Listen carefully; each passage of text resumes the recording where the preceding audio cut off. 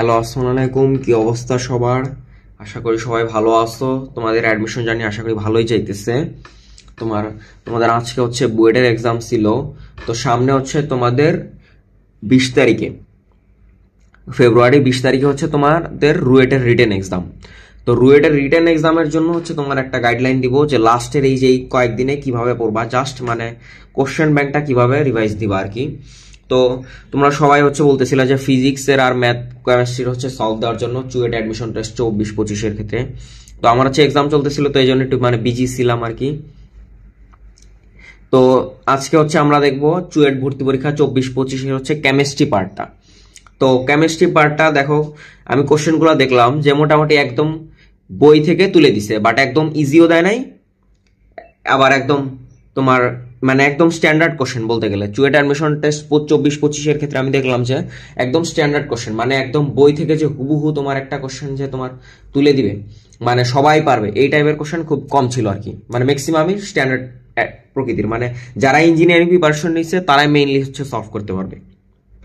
Engineering preparation যারা ভালোভাবে continue করছে ওরাই ম্যাথগুলো একদম সহজে আর কি সলভ করতে পারবে। তো চলো শুরু করা যাক। তো 1 নম্বর ম্যাথটা দেখো কেমিস্ট্রির, এখানে কি দেওয়া আছে যে 5% W/V সোডিয়াম হাইড্রোক্সাইডের পিএইচটা কত, পিএইচ। তোমার এখানে খেয়াল করতে হবে কি পিএইচ। তো এটা তোমাদের আমি বুঝাই দিই। দেখো এখানে দেখো সোডিয়াম হাইড্রোক্সাইড তোকে যদি আমি ভাঙাই তাহলে এখানে কি আসতেছে, তোমার সোডিয়াম প্লাস প্লাস হচ্ছে কি ওএইচ মাইনাস। তাহলে তোমার এখানে মেইন লক্ষণীয়টা কি যে এই যে তোমার সোডিয়াম হাইড্রোক্সাইড, এই সোডিয়াম হাইড্রোক্সাইড থেকে তুমি মেইনলি অক্সাইড আয়নটা পাবা। অক্সাইড আয়ন মানে কি, তোমার তোমার এই যে কোনো একটা যে পার্সেন্টেজ, যদি পার্সেন্টেজ দেওয়া থাকে সেক্ষেত্রে তোমার কি ডিরেক্ট একদম পিএইচ মানে ওই যে তোমার ঘনমাত্রাটা দ্রবণটা দেওয়া আছে সোডিয়াম হাইড্রোক্সাইড, সেই সোডিয়াম হাইড্রোক্সাইড ডিরেক্ট তুমি হচ্ছে ঘনমাত্রাটা বের করতে পারবা না। তো দেখো ঘনমাত্রার একটা তোমার একদম শর্ট ফর্মুলার ছিল না, সেটা কি যে 10x/m 10x/m। তো তোমার হচ্ছে দেখো এখানে তোমার সোডিয়াম হাইড্রোক্সাইডের কত পার্সেন্ট দেওয়া আছে, 5%। আর তোমার 10 × x divided by capital M, এখানে হচ্ছে সোডিয়াম হাইড্রোক্সাইডের ভর কত। সোডিয়াম হাইড্রোক্সাইডের ভর হচ্ছে তোমার সোডিয়ামের 23, অক্সিজেনের 16 আর হাইড্রোজেনের হচ্ছে 1, তার মানে 23 + 16 + 1, তার মানে কত, তোমার সোডিয়াম হাইড্রোক্সাইডের ভরটা কত 40। সোডিয়াম হাইড্রোক্সাইডের ভরটা কত 40। তাহলে দেখো আমরা ডিরেক্ট এখন সূত্রটা লিখি 10x/M। তাহলে এখানে 10 × তোমার সোডিয়াম হাইড্রোক্সাইড কতটুকু ছিল 5%, এখানে ডিরেক্ট হচ্ছে 5%, তার মানে কি 5 ডিভাইডেড বাই কি 100। আর ক্যাপিটাল M তোমার কত, সোডিয়াম হাইড্রোক্সাইড পারমাণবিক ভর কত 40। এখন এটা আমরা ডিরেক্ট ক্যালকুলেটর করব। দেখো ক্যালকুলেটর করলে কত আসে যে 10 × এই যে 10 × তোমার 5 ডিভাইডেড বাই 100 ডিভাইডেড বাই কি 40। দেখো কত আসে তোমার 0.0125। তাহলে এখানে ঘনমাত্রা কত আসে 0.0125। তাহলে এখানে তুমি কিসের ঘনমাত্রাটা পাইলা, হাইড্রোক্সাইড আয়নের ঘনমাত্রা। আমি শুরুতে কিন্তু বুঝাই দিলাম যে sodium plus plus OH minus, তাহলে তুমি এখান থেকে হাইড্রোক্সাইড আয়নের ঘনমাত্রাটা পাইলা। এখন তাহলে তোমার পিওএইচটা কি হবে, পিওএইচটা তোমার কি হবে মাইনাস লগ অফ হাইড্রোক্সাইড আয়নের ঘনমাত্রা। হাইড্রোক্সাইড আয়নের ঘনমাত্রাটা কত পাইলাম 0.0125। তাহলে পিএইচটা কত হবে, তোমার পিএইচটা হবে হচ্ছে পিএইচটা কত হবে আমরা কি জানি, pH plus P of OH, এই দুটার যোগফল কত আসে তোমার 14। তাহলে পিএইচটা কত হবে 14 মাইনাস লগ অফ তোমার 0.0125। তাহলে এখানে আমরা এখন ডিরেক্ট ক্যালকুলেটর হিসাব করব। দেখো ক্যালকুলেটর হিসাব করলে এখানে কত আসে যে এই যে 14 মাইনাস তারপরে হচ্ছে কি মাইনাস লগ অফ 0.0125। তাহলে একটা ব্র্যাকেট আবার লগের জন্য আরেকটা ব্র্যাকেট, তাহলে ব্র্যাকেট ক্লোজ করলে দেখো তোমার এখানে তাহলে পিএইচটা কত আসতেছে তোমার 12.0969। এটা কি সবাই বুঝতে পারছো? এই ম্যাথটা একদম ইজি একটা ম্যাথ ছিল তোমার, মোটামুটি মানে একটু স্ট্যান্ডার্ড টাইপের আর কি। তোমার হচ্ছে ডিরেক্ট ফর্মুলাটা মনে রাখলে তুমি একদম ইজিলি 2-3 মিনিটের মধ্যে এটা সলভ করতে পারবা। এই যে 10x/m এই সূত্রটা হচ্ছে তোমার মেইনলি পরীক্ষার হলে মনে রাখতে হবে, যে তোমার যদি কোনো পার্সেন্টেজ দেওয়া থাকে w/v ফরম্যাটের, তখন হচ্ছে তুমি ডিরেক্ট ফর্মুলা ইউজ করে এটা ইউজ করতে পারবা, মানে অ্যান্সারটা বের করতে পারবা। আর pH প্লাস pOH দুইটার যোগফল কত 14, তাহলে তার মানে pHটা কত হয় 14 মাইনাস pOH, pOHটা আবার কি ছিল মাইনাস লগ অফ 0.0125। তো এখন আমরা হচ্ছে পরের ম্যাথে আসি। দেখো পরে কোশ্চেনটায় বলছিল কি যে তোমার, তো পরের কোশ্চেনটা তোমার মোটামুটি এই যে একক সময় আবর্তন সংখ্যা, এটা মোটামুটি বের করতে অনেকে টাফ খাবে, বাট বেগ আর কক্ষপথের ব্যাসার্ধ এখানে তো বইয়েছে ডিরেক্ট তোমার ফর্মুলা দেওয়া ছিল, উদ্ভাসের কনসেপ্ট বুকেও দেওয়া ছিল, ইঞ্জিনিয়ারিং কোশ্চেন ব্যাংকেও দেওয়া ছিল, বইয়েও এটা দেওয়া ছিল যে বেগ আর কক্ষপথের ব্যাসার্ধ হচ্ছে ডিরেক্ট সূত্র। তো দেখো কোশ্চেনটা 2 নম্বর কোশ্চেনটা বলছে কি যে তোমার পটাশিয়ামের 19তম ইলেকট্রনের ক্ষেত্রে বেগ, কক্ষপথের ব্যাসার্ধ আর একক সময়ে আবর্তন সংখ্যা। বেগ, কক্ষপথের ব্যাসার্ধ আর তোমার কি একক সময়ে আবর্তন সংখ্যা। তো আমরা কি জানি যে তোমার ইলেকট্রনের বেগ, তো পটাশিয়ামের 19তম ইলেকট্রনের ক্ষেত্রে আমরা যে কোনো একটা কক্ষপথের, ধরো যে কোনো একটা পরমাণু বা যে কোনো একটা তোমার মৌল ইলেকট্রনের বেগ বের করার জন্য আমাদের ফর্মুলাটা কি ছিল v(n), মানে n তম শক্তি স্তরের ক্ষেত্রে v(n) মানে ইলেকট্রনের বেগটা কি ছিল তোমার z/n, z/n into 2.19 into 10⁶, 2.19 into 10⁶ metre per second. এটা হচ্ছে দিলে তুমি ডিরেক্ট মিটার পার সেকেন্ডে অ্যান্সারটা পেয়ে যাচ্ছ, তুমি ডিরেক্ট মিটার পার সেকেন্ডে অ্যান্সারটা পেয়ে যাচ্ছ। এখন দেখো জেডটা কি, জেডটা হচ্ছে পারমাণবিক সংখ্যা। এই যে পটাশিয়ামের এখানে বলছে কি যে পটাশিয়ামের 19তম ইলেকট্রনের ক্ষেত্রে, পটাশিয়ামের 19তম ইলেকট্রনের ক্ষেত্রে পারমাণবিক সংখ্যাটা কত পটাশিয়ামের পারমাণবিক সংখ্যা হচ্ছে 19। পটাশিয়ামের পারমাণবিক সংখ্যাটা কত তোমার 19। এখন দেখো পটাশিয়ামের 19তম ইলেকট্রনটা এটা কয় নাম্বার শক্তি স্তরে আছে এটা আমরা এখন বের করব। দেখো k(19) এখানে কিভাবে লেখা যায় 1:2, 2:2, 2p6, দেন এই যে 1:2, 2:2, 2p6, দেন হচ্ছে কি 3:2, 3p6, দেন হচ্ছে 4s1, দেন হচ্ছে কি 4s1। তার মানে পটাশিয়ামের যে 19তম ইলেকট্রনটা সেটা কয় নাম্বার শক্তি স্তরে আছে, সেটা হচ্ছে তোমার 4 নাম্বার শক্তি স্তরে আছে। তাহলে z/n ইনটু হচ্ছে 2.19 ইনটু 10⁶, এটা হচ্ছে তোমার অ্যান্সার, এটা হচ্ছে তোমার ভি। তাহলে এই বেগটা আমরা দেখো ক্যালকুলেটরে হিসাব করি, তাহলে কত আসতেছে দেখো, ক্যালকুলেটর যদি হিসাব করি তাহলে এই যে 19/4 ইনটু 2.19 ইনটু 10⁶, এটা কত আসতেছে দেখো, এটা যদি ইয়া করি 10.40 ইনটু 10⁶, 10.40 ইনটু 10⁶। এই যে এটা তাহলে অ্যান্সারটা লিখি 10.4025 ইনটু 10⁶, কিসের মিটার পার সেকেন্ডে। আমি শুরুতে কিন্তু বললাম যে এই সূত্র ইউজ করলে তুমি ডিরেক্ট অ্যান্সারটা হচ্ছে মিটার পার সেকেন্ডে পাবা। তো দেখো আরেকটা বলছে কি যে কক্ষপথের ব্যাসার্ধ আর, তো কক্ষপথের ব্যাসার্ধ আর এর জন্য বইয়ে একটা সূত্র দেওয়া ছিল না যে r of n মানে n তম কক্ষপথের ব্যাসার্ধ r(n), এইটার ক্ষেত্রে তোমার কি ছিল যে n² ইনটু তোমার 5.29 ইনটু 10⁻⁻11। এটা যদি তুমি সূত্রটা ইউজ করো তাহলে তুমি অ্যান্সারটা ডিরেক্ট পাবা কিসে মিটারে।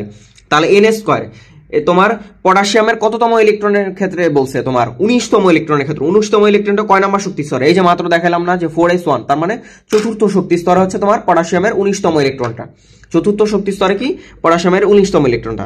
তাহলে 4² ডিভাইডেড বাই কি তোমার জেড পারমাণবিক সংখ্যা কত 19 ইনটু 5.29 ইনটু 10⁻⁻11, এটা মিটারে। তাহলে দেখো এটা যদি আমরা হিসাব করি তাহলে কত আসতেছে দেখো, এখানে কত আসতেছে যে z²/n মানে n²/z, তাহলে 4² by 19 into 5.29 into 10 to the power minus 11। তাহলে অ্যান্সারটা কত আসছে দেখো 4.4547।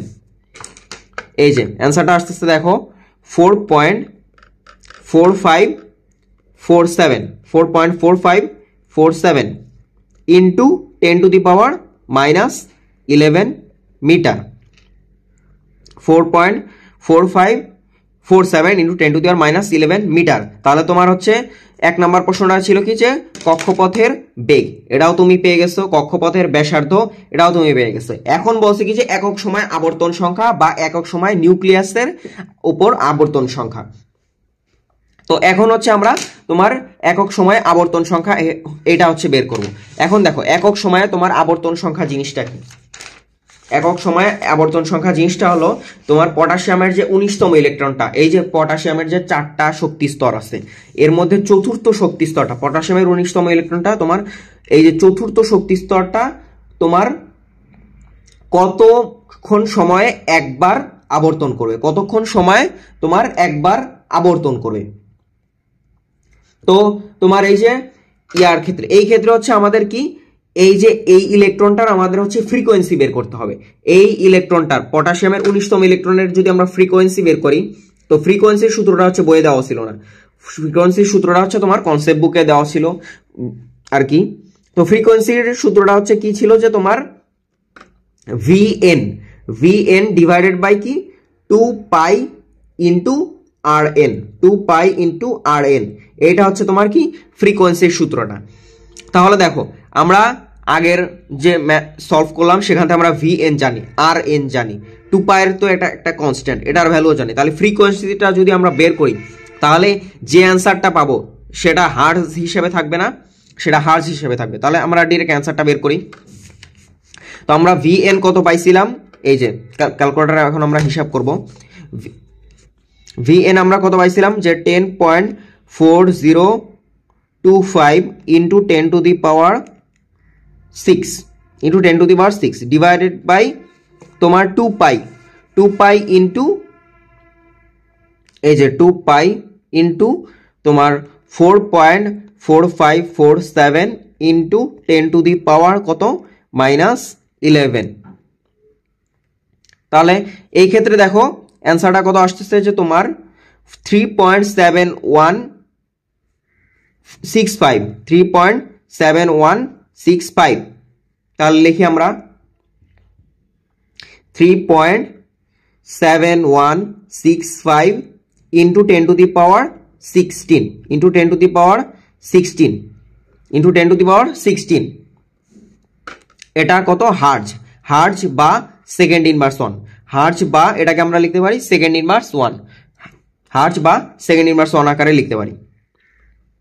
তো দেখো ফ্রিকোয়েন্সি যদি এত হয় তার মানে এই ফ্রিকোয়েন্সি 1/f মানে 1/f-টা যদি তুমি বের করো, এখন যদি তুমি 1/f-টা বের করো, 1/f-টা যদি তুমি বের করো, বা তুমি এইখান থেকেও বলতে পারো যে প্রতি হচ্ছে এত সেকেন্ডে মানে 3.7165 ইন্টু 10 টু দি পাওয়ার 16, অর্থাৎ 3.61 মানে 3.7165 ইন্টু 10 টু দি পাওয়ার 16, এতটুকু সময় হচ্ছে তোমার এই যে ইলেকট্রনটা সেটা হচ্ছে একবার আবর্তন করবে, এই একবার কি তোমার আবর্তন করবে। তো এই ম্যাটটার ক্ষেত্রে তোমার মেইন কনসার্নটা হচ্ছে এতটুকুই যে তোমার এই যে ফ্রিকোয়েন্সিটা বের করলে তুমি দেন হচ্ছে বলতে পারবা যে এত যদি হার্জ হয় তার মানে হচ্ছে প্রতি সেকেন্ড প্রতি এত সময় হচ্ছে একবার আবর্তন করবে। তো এই ম্যাথটা গেল। এখন হচ্ছে আমরা পরের ম্যাথে আসি। তো পরের ম্যাথে দেখো বলছে কি যে 30 মিনিট, তোমরা একজন হইতেছে বলতেছো যে 30 মিনিট, আবার অনেকে বলতেছে যে 60 মিনিট। তো 30 মিনিট বা 60 মিনিট ধরে কপারের মধ্য দিয়ে যদি 5 অ্যাম্পিয়ার তড়িৎ পরিবহন করলে জমাকৃত কপারের ভর কত? তো এটার একদম এক্সাক্ট ভ্যালু আর কি পাওয়া যায় না, কারণ হচ্ছে কোশ্চেনটা এখন আউট হয় নাই আর কি। তো দেখো এইটার ক্ষেত্রে তো কপারের ভর, তো কপারের ভরের ক্ষেত্রে তো হচ্ছে তোমার আমরা কি ছিল যে তোমার একটা ডাইরেক্ট সূত্র ছিল না যে W ইজ ইকুয়াল টু মানে কপারের জমাকৃত ভর মানে ক্যাথোডে জমাকৃত ভর, W ইজ ইকুয়াল টু কি MIT by EF, MIT by EF, এটা হচ্ছে একদম ইজি একটা ম্যাথ, বইয়ের ম্যাথ, MIT বাই ইএফ। তো এম হচ্ছে তোমার কি কপারের ভর, কপারের ভরটা কত তোমার 63.5 গ্রাম, কপারের ভর হচ্ছে তোমার 63.5। তারপর তড়িৎ পরিবহন কত অ্যাম্পিয়ার তড়িৎ পরিবহন হয়েছিল 5 অ্যাম্পিয়ার, তাহলে 5 ইন্টু টাইম কতক্ষণ তোমার 30 মিনিট অথবা 60 মিনিট, আমি দুইভাবে করবো যেটা অ্যান্সার হয় আর কি, 30 মিনিট ইন্টু 60 সেকেন্ড, টাইম অবশ্যই কি সেকেন্ডে নিতে হবে, অথবা তোমার হচ্ছে কত 60 মিনিট ইন্টু 60 সেকেন্ড। তো আর কপারের তুল্য সংখ্যা কত, কপারের তুল্য সংখ্যা হচ্ছে 2, কেননা কপার হচ্ছে কপার 2+ আকারে নরমালি থাকে, এজন্যই কপারের তুল্য সংখ্যা হচ্ছে 2। আর ফ্যারাডের একক মানটা কত তোমার 96,500 কুলম। তো এটা হচ্ছে ডিরেক্ট তোমার ক্যালকুলেটারে দিলে হচ্ছে অ্যান্সারটাই আসবে।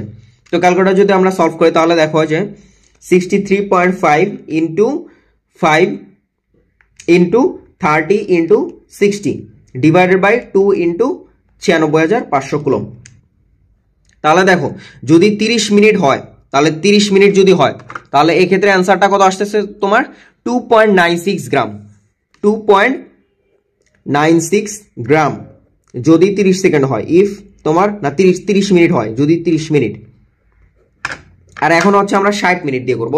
তো 60 মিনিট দিয়ে করলে কত আসবে দেখো, 60 মিনিট দিয়ে করলে দেখো কত আসতেছে 5.92 গ্রাম, তাহলে 5.92 গ্রাম যদি তোমার 60 মিনিট ধরে হচ্ছে পরিচালনা করা হয়, যদি 60 মিনিট ধরে পরিচালনা করা হয়।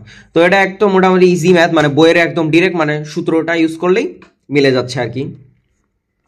তো এখন হচ্ছে আমরা পরের ম্যাথে আসি। পরের ম্যাথটা এটা মোটামুটি একটা স্ট্যান্ডার্ড কোশ্চেন ছিল তোমার, মানে বইয়ের, তোমার জাস্ট কনসেপ্টটা হচ্ছে বুঝতে হবে আর কি। তো এখানে হচ্ছে তোমার কনফিউশন ছিল যে হয় 95% অথবা 98%, তো কোনটা আসলে কোশ্চেনে দেওয়া ছিল, আমি তো আর এক্সাম দিই নাই এজন্য জানি না আর কি। তো আমরা দুইভাবে একটা ম্যাথটা করব, তোমার জাস্ট প্রসেস ঠিক থাকলেও তোমার ম্যাথে ফুল অ্যান্সার পাবা। তো দেখো কোনো একটা চুনাপাথরের নমুনায় তোমার কত 98% আর অথবা 95% হচ্ছে তোমার ক্যালসিয়াম কার্বনেট আছে। কত পার্সেন্ট ক্যালসিয়াম কার্বনেট আছে, 98% অথবা 95%। 160 গ্রাম ওই চুনা পাথর ও HCl, চুনা পাথর কাকে বলে তোমার ক্যালসিয়াম কার্বনেট, এটা তোমাকে আগে জানতে হবে। ক্যালসিয়াম কার্বনেট করে হচ্ছে মেইনলি তোমার চুনা পাথর বলে। তাহলে 160 গ্রাম ওই চুনা পাথর ও HCl এর বিক্রিয়ায় STP তে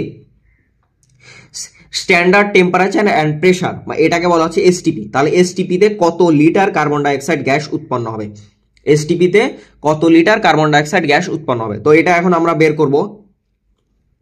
তো দেখো তোমার 160 গ্রামের মধ্যে যদি তোমার চুনা পাথর থাকে কত 98%, তাহলে আমরা সেটা হিসাব করি। তাহলে অরিজিনালি তোমার চুনা পাথর কতটুকু আসছে সেটা আগে আমরা হিসাব করব, কারণ চুনা পাথরের সাথে যখন HCl বিক্রিয়া করবে তখন শুধুমাত্র যে অরিজিনাল চুনা পাথর সেটার সাথে বিক্রিয়া করবে। এছাড়া যে তোমার ভেজাল আছে, যে 5% বা 2% ভেজাল আছে, এই ভেজাল কখনো HCl এর সাথে বিক্রিয়া করবে না, এই ভেজাল কখনো তোমার HCl এর সাথে বিক্রিয়া করবে না। তাহলে 160 গ্রামে 160 গ্রামের চুনা পাথর আছে, চুনা পাথর 160 গ্রামের চুনা পাথর, তাহলে কতটুকু আছে তোমার 160 ইন্টু 98%, তার মানে কি 98/100। এখন আমরা হিসাব করে দেখি এখানে কতটুকু আছে। এই যে 160 ইন্টু 98, ডিরেক্ট 98 এটা একদম পার্সেন্ট আকারে করে দিই।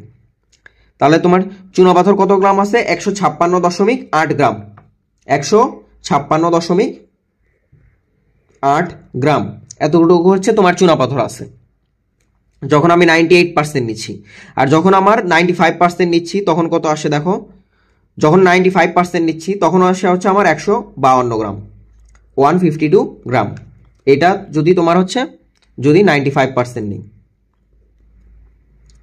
তো এখন দেখো চুনা পাথর কার সাথে বিক্রিয়া করবে, HCl এর সাথে। এখন চুনা পাথরের সাথে আমরা HCl এর বিক্রিয়া ঘটাবো, তার মানে কি চুনা পাথরটা কি তোমাকে শুরুতেই বললাম যে ক্যালসিয়াম কার্বনেট, তাহলে ক্যালসিয়াম কার্বনেট প্লাস HCl। তাহলে দেখো একটা ক্যালসিয়াম কার্বনেট আর একটা যদি অ্যাসিডের সাথে বিক্রিয়া করে তাহলে কি উৎপন্ন হবে, অবশ্যই একটা লবণ উৎপন্ন হবে, সেই লবণটা কি ক্যালসিয়াম ক্লোরাইড, সেই লবণটা কি ক্যালসিয়াম ক্লোরাইড। সাথে কি উৎপন্ন হবে, পানি উৎপন্ন হবে, সাথে কি পানি উৎপন্ন হবে, প্লাস হচ্ছে কি কার্বন ডাইঅক্সাইড উৎপন্ন হবে, এতটুকু হচ্ছে আমরা জানি। কোন একটা তোমার চুনাপাথর যদি অ্যাসিডের সাথে বিক্রিয়া করে তাহলে পানি উৎপন্ন হবে, কার্বন ডাইঅক্সাইড উৎপন্ন হবে এবং তোমার হচ্ছে সাথে লবণ উৎপন্ন হবে। এই লবণটা কি calcium carbonate, calcium chloride. Calcium chloride হচ্ছে তোমার সেই লবণটা।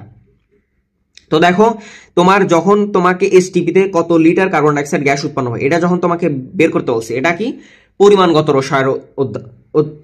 রসায়ন অধ্যয়নের একটা ম্যাথ। তো তুমি যখন পরিমাণগত রসায়ন চ্যাপ্টারটা পড়ছো তখন প্রত্যেকটা ম্যাথে, এই অধ্যায়ের প্রত্যেকটা ম্যাথে তুমি যদি বিক্রিয়ার যদি সমতা না করো তাহলে তোমার একটা ম্যাথেরও অ্যান্সার মিলবে না। মানে এই চ্যাপ্টারের ম্যাথগুলো করতে হচ্ছে তোমার বিক্রিয়ার সমতা দিয়ে। তাহলে এখন আমরা বিক্রিয়ার সমতা করব। দেখো এখানে তোমার ক্যালসিয়াম আছে কয়টা? একটা। এই যে ক্যালসিয়াম একটা, এখানেও ক্যালসিয়াম আছে একটা। এখন দেখো কার্বন এখানে আছে কয়টা? একটা। এখানেও আছে কার্বন একটা। তাহলে কার্বনের সমতা হইলো ক্যালসিয়ামের সমতা হইল। কিন্তু দেখো এখানে ক্লোরাইড আছে কয়টা? দুইটা। এখানে ক্লোরাইড আছে কয়টা? একটা। এই যে হাইড্রোজেন ক্লোরাইড আর এখানে ক্যালসিয়াম ক্লোরাইড। এখানে ক্লোরাইড আছে দুইটা, এখানে ক্লোরাইড আছে একটা। তার মানে কি এখানে সামনে একটা 2 দিয়ে দিতে হবে না? এখানে সামনে একটা কি 2 দিয়ে দিতে হবে। এখন দেখো এখানে হাইড্রোজেন আছে কয়টা? দুইটা। এই যে এখানেও হাইড্রোজেন আছে দুইটা। তার মানে কি আমার বিক্রিয়ার সমতা সম্পূর্ণ হয়ে গেল। আবার দেখো এখানে তোমার উৎপাদে অক্সিজেন আছে কয়টা? এই যে একটা, এই যে দুইটা, তিনটা। এখানেও দেখো বিক্রিয়কে তোমার অক্সিজেন আছে কয়টা? ক্যালসিয়াম কার্বনেটের ক্ষেত্রে এই যে 3টা অক্সিজেন। তার মানে কি আমার বিক্রিয়ার সমতা সম্পূর্ণভাবে ক্লিয়ার হইল। এখন দেখো তোমার চুনাপাথর, এখন হচ্ছে আমরা তোমার ম্যাথটা করব। এই যে বিক্রিয়া থেকে হচ্ছে আমরা ম্যাথটা করব। তো চুনাপাথরের ক্ষেত্রে তোমার দেখো 100 গ্রাম চুনাপাথর থেকে তোমার কার্বন ডাইঅক্সাইড কতটুকু উৎপন্ন হয়? তোমার এই যে দেখো ক্যালসিয়াম কার্বনেটের যে মোল সংখ্যা আর কার্বন ডাইঅক্সাইডের যে মোল সংখ্যা দুইটা কি সেম আসছে না? দুইটাই সেম আসছে না? তার মানে কি 100 গ্রাম চুনাপাথর হতে তোমার কার্বন ডাইঅক্সাইড উৎপন্ন হবে কতটুকু? 1 মোল। 1 মোল মানে কি এসটিপি, যেহেতু বলছে এসটিপি মানে কত? 22.4 লিটার। মানে 1 মোল ক্যালসিয়াম কার্বনেট থেকে 1 মোল কার্বন ডাইঅক্সাইড উৎপন্ন হবে। তোমার এই বেসিকটা শুরুতে রাখতে হবে। এখন দেখো তোমাকে বলছে চুনাপাথরের হচ্ছে তোমার বলছে যে 95% বা 98% বিশুদ্ধ থাকা অবস্থায় যদি এরকম হয় তাহলে তোমার দেখো তখন তুমি ওই গ্রামে হিসাব করে দেন হচ্ছে তুমি কার্বন ডাইঅক্সাইডের লিটারটা বের করবা। তাহলে আমরা লিখতে পারি না 100 গ্রাম ক্যালসিয়াম কার্বনেট থেকে তোমার কার্বন ডাইঅক্সাইড উৎপন্ন হয় কত? 22.4 লিটার। 22.4 লিটার মানে কি 1 মোল। 22.4 লিটার মানে কি 1 মোল। এটা কি সবাই বুঝতে পারছো? মানে 1 মোল ক্যালসিয়াম কার্বনেট থেকে 1 মোল কার্বন ডাইঅক্সাইড উৎপন্ন হচ্ছে। তার মানে কি 1 মোল, তার মানে কি ক্যালসিয়াম কার্বনেটের যে তোমার ভরটা 100 গ্রাম, তার মানে 100 গ্রাম ক্যালসিয়াম কার্বনেট থেকে 22.4 লিটার কার্বন ডাইঅক্সাইড উৎপন্ন হচ্ছে। এখন হচ্ছে তোমার আমরা শুরুতে দেখছিলাম কত? 95%। 95% যদি থাকে তাহলে কত? 152 গ্রাম। 152 গ্রাম। তাহলে 152 গ্রাম থেকে তোমার কার্বন ডাইঅক্সাইড কতটুকু উৎপন্ন হবে? এতটুকু হচ্ছে কার্বন ডাইঅক্সাইড। তাহলে কতটুকু কার্বন ডাইঅক্সাইড উৎপন্ন হবে? 22.4 ডিভাইডেড বাই তোমার 100 ইন্টু 152। তাহলে এটা যদি আমরা ক্যালকুলেটর হিসাব করি তাহলে দেখো কত আসে? 22.4 ডিভাইডেড বাই 100 ইন্টু 152। এই ক্ষেত্রে আমার অ্যান্সারটা আসতেছে কত? 34.048। 34.048। এই যে 34.048 এত লিটার। আর কেউ বলছিল যে চুনাপাথর হচ্ছে 95% না 98% ছিল কোশ্চেন। তো তাদের ক্ষেত্রে আমরা সেটা হিসাব করি। দেখুন যদি 98% থাকে তাহলে মানটা কত পাইছিলাম? 156.4 গ্রাম। তাহলে এখানে আমরা লিখবো 156.4 গ্রাম। তাহলে দেখো যখন 98% বিশুদ্ধ তখন আমরা সেক্ষেত্রে অ্যান্সারটা পাবো কত? 35.1232 লিটার। 35.1232 লিটার। তাহলে হচ্ছে এইটাই হচ্ছে আমাদের অ্যান্সার। তো আজকে এই 4টা ম্যাথই আমরা দেখলাম। এরপর হচ্ছে আমরা কেমিস্ট্রির বাকি ম্যাথগুলো দেখবো আর কি। এরপরে হচ্ছে ফিজিক্সও সলভ করাই দিব। তো সবার জন্য শুভকামনা। সবাই হচ্ছে অ্যাডমিশন ভালো করে দাও। যে সব পারা ম্যাথ সেগুলাই আগে সলভ করো, যেগুলা কোশ্চেন রুয়েট এসে সামনে রিটার্ন দিবা। যেগুলা হচ্ছে তোমার পারো তুমি ভালো মতো সেগুলো তুমি আগে শেষ করে ফেলবা। এরপর হচ্ছে তোমার ধরবা মিডিয়াম টাইপের ম্যাথগুলা, যেগুলো হচ্ছে তুমি অর্ধেক পারো অর্ধেক পারো না। দেন তুমি অর্ধেক সলভ করে পরের ম্যাথে শিফট করে যাবা, অর্ধেক সলভ করে পরের ম্যাথে শিফট করে যাবা। এভাবে তোমার পার্শিয়াল উঠতে উঠতে দেখবা যে অনেক মার্ক উঠে গেছে। এরপর দেখবা তুমি যেগুলা কোনো মতেই পারো না সেগুলো হচ্ছে তুমি জাস্ট সূত্র লিখে দিয়ে আসবা বা দুই একটা কিছু লিখে দিয়ে আসবা, তোমার পার্শিয়াল 3-4 বা 2-3 যেটা পাও সেটাই তোলাম। তো সবার জন্য শুভকামনা, সবাই অ্যাডমিশন ভালো করে দাও। আসসালামু আলাইকুম ওয়া রাহমাতুল্লাহি ওয়া বারাকাতুহু।